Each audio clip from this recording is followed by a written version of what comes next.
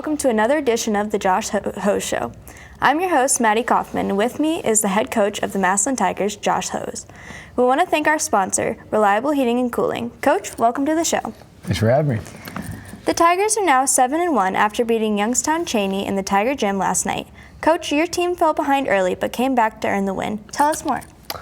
Well, Cheney we knew was going to be a really good team. Saw them twice live, and they beat some really good opponents. So we knew we'd have to play really well. It was going to be a physical game. It was going to be a very quick game pace-wise. They're very physical, very big, very quick and athletic. So, we kind of went into it knowing we'd have to take care of the basketball and play really good on the defensive end. I was really proud.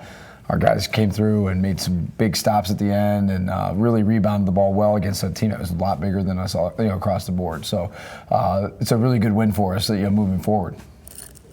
What's been the key to your team's successful start this season? I would say their willingness to put team first. They're really bought into team success and buying into playing roles and kind of that balance piece where we have different guys each night contributing and stepping up and playing in big spots. Some guys are leading scorers one night, maybe next night they don't score as much, but they're finding ways to contribute. I like Luke Sabo last night takes a big charge at the end of the game. Darian Williams makes a great assist to Jaden Stock at the end of the game. Nick, who's going to come on here in a little bit, playing physical inside against guys that are 5-6 inches taller than him. They find ways to contribute and they buy into that, and they're having excitement of the team's success. Is really fun to watch them kind of thrive in that capacity. The Tigers' only loss so far came at Warren Harding back on December 30th. What do you remember about that game? Warren, a very good team. Tough place to play. We struggled up there last year. Very athletic, long team. What I remember most is we just didn't look. We looked tired. We looked lethargic. Kind of, I don't know, one of those weird games over the break. It's hard. Long bus trip. So we just kind of went through the motions that night. The thing I remember, though, is that we were right in the game. As bad as we were playing, that's where I kind of, when you get those games where you're not playing well and you're still in the game against a good opponent, you got a pretty good team. And if you can stay in the game. So we were 8-9 points away most of the game, but you could almost just sense we just didn't have it that night. And we really struggled to get the ball in the hoop. We had a couple times we didn't finish. We had the same problem last night. We just were more mentally tough last night, more resilient. And Monday, the 30th, when we played at Warren, we did not have that. So it was a good learning point for us. And we talked about that after the game. It's this is something we can learn from and rebound from, and they've done a great job. The guys have really responded well to that first loss. Also, over the holiday break, your team picked up wins over Olmsted Falls and Lake. You must have been pleased to pick up those victories as well. Oh, absolutely. Olmsted Falls was a team that was in the regionals last year and lost to St. Vincent St. Mary, who was ended up being a Final Four team. And I think they played in the state championship game. And then Lake, it's a Federal League team. It's in our district, and it's a tough team to play at their place. They beat us last year here, so it was, having the ability to flip some games that we lost last year into wins this year has been really fun. And again, our guys down 10 early in that game, came back, found a way to win, and just a tough environment. The calls weren't going our way. I think at one point we were 17-2 fouls in the favor of Lake. So just to be, again, show that resiliency, show that determination to get through it and find a way to win. It was really fun to watch our guys figure that out. We'll talk more with Coach Hose and we'll visit with the Tiger player in a moment. But first, this word from Reliable Heating and Cooling. There was a time when 10 miles to the gallon was acceptable. Today's 40-plus mile per gallon cars weren't even in the rearview mirror back then. Of course, this Lennox air conditioner wasn't on the radar either. It's solar ready, the quietest, most energy efficient air conditioner you can own. It's time to live in the now.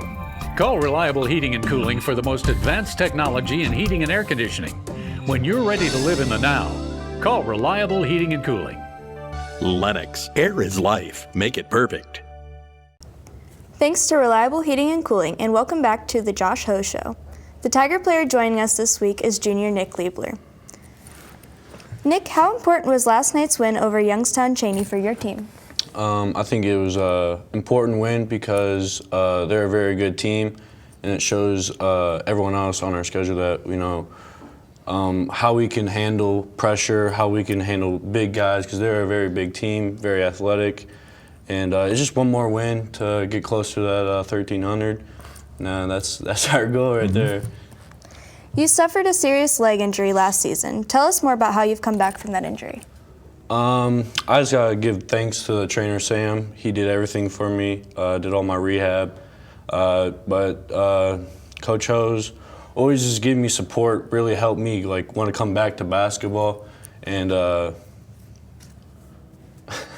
that's about it. I mean, having support when you're injured is huge. It was huge to me because it was just so down, you know. But the support I got from him, Sam, just really helped me want to come back to basketball. Showed that, you know, the love I had for Coach Hose and he had for me. What are some of the areas of your game you worked on the most in the off season? I would have to say free throws, you know, and I'm still working on that, but that and just boxing out, you know, because everyone else is a lot bigger than me in the game, so I just got to practice on boxing out bigger dudes just to get better at it, so when I'm in the game, I can do my job. Do you have any personal goals you've set for yourself going into this season? I just wanted to stay healthy this year and just enjoy the game of basketball with my teammates. And finally, we're about a third of the way into the season. What is your role in this year's team? My role is the energy guy for sure, coming off the bench and just making sure I give up. If anyone's down on the team, get them up, you know, always support my teammates, always, you know, having that energy so people can feed off of it. Thank you, Nick, and good luck this season. Coach, what kind of impact does Nick have on your team, both as a player and a person? I can't say enough about Nick Liebler. He obviously had that tough injury last year, and I tell the story is Coach Conklin and I were sitting on the bus driving up to our game at Garfield Heights last year, and we're both looking at each other. I said, you know, we need to play more. And that's early in the year. We didn't get Nick out from, you know, all our football guys got out late, so we didn't have a chance to see him play much. But I said, you know, we need to play more is Nick Liebler. And Conklin said, man, I was about to say the same thing. As we watched him in practice, he just is he has a really good instinct of how to impact the game in a positive way and how to make his teammates better. And it doesn't always show up in the box score. It doesn't always show up immediate, but as you watch him over time, you see, like, we're better when that guy's on the floor, and he finds a way to help us out. So Nick's just been great getting him back. We really, really wanted him to get healthy for his personal thing, because I know it was tough last year. I haven't been injured my senior year. I lost a part of my senior year, and it's really hard to sit there and watch your teammates when you can't play. Maybe that's why we try to encourage him so much. He's just been a great asset to get back. He's great on our bench. I mean, he's up, you know, just funny. And I watch him on film, I have to laugh sometimes. He makes me laugh, but that's what the game's about. It's supposed to be fun. It's high school sports. It's supposed to have passion involved, and Nick brings that aspect to our team. It's awesome. Your Tigers have 3 more games in the coming week. This Friday night, your team plays Louisville. What can you tell us about the Leopards? Not much. We're going to get into them today. Coach Combs, my one assistant, he is helping get a scout together for them. They're one of those tough teams because they're also an independent, so they play a tough schedule that's not always matching up to us. So we haven't had a chance to get out and see them live. Luckily, we have a connection at Northwest. They played them last night, so we're going to look at some film and see how that matches up. But I know this: they're a well-coached team. They'll play hard. We scrimmaged them last year. You know, familiar with them that way. They're going to be big. They're going to be physical. It's going to be, you know, a tough place to play in that environment over there, and our guys will be ready to go. It's going to be a tough win, or a tough game to get a win, I should say. But I know the Leopards will be ready to go, and they'll be ready to play. I mean, it's always been a tough, contested game. On Saturday night, you're back home to face Cleveland Collinwood. What can you tell us about them?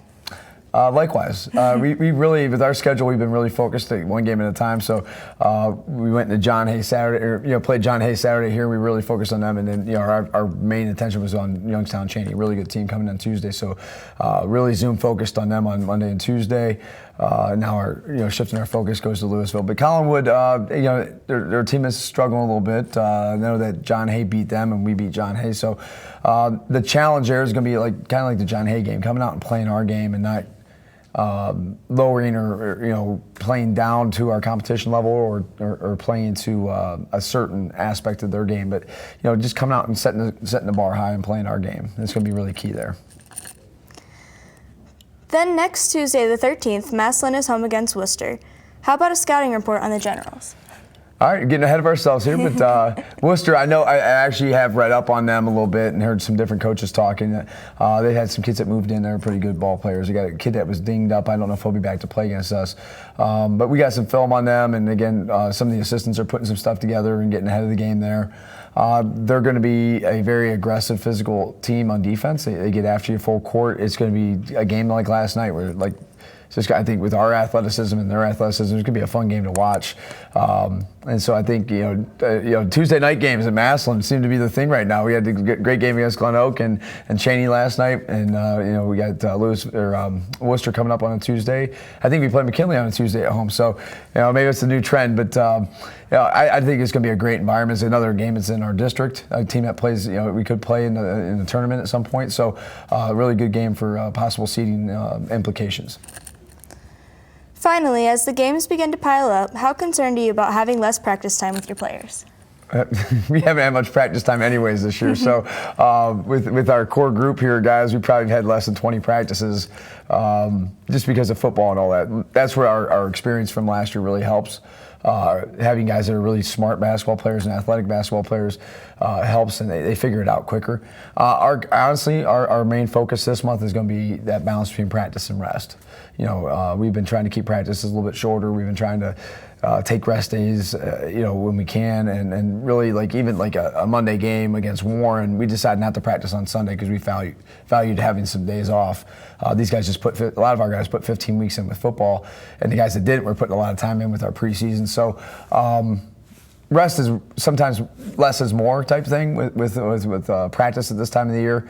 You kind of go in with what you can do and then tweak it just a little bit to each opponent. But practice time becomes more about getting shots up and keeping the rust off a little bit there, but also just keeping your guys fresh. Thanks, Coach. You're welcome. As we wrap up another edition of the Josh Ho Show, we want to thank Reliable Heating and Cooling for being our show sponsor. And thanks to Coach Hose and Nick Liebler for joining us. I'm your host, Maddie Kaufman. We'll see you next week. Thanks for watching, and as always, go Tigers.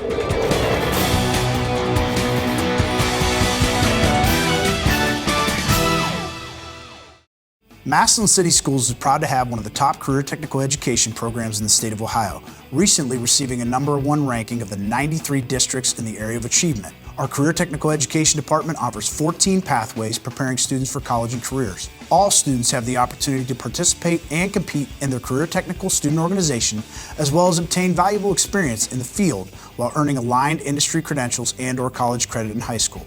Visit massillonschools.org for more information.